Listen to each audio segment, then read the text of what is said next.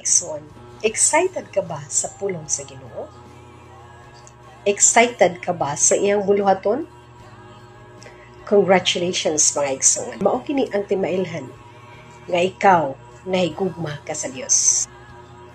Imo jud siya kanunay pangitaon kada adlaw sa imong kinabuhi.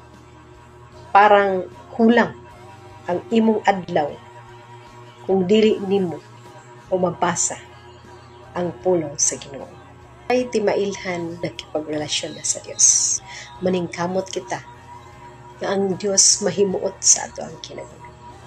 Ingon pa diha sa 1 Corinthians chapter 10 verse 31, whatever you eat or drink or whatever you do, you must do all for the glory of God.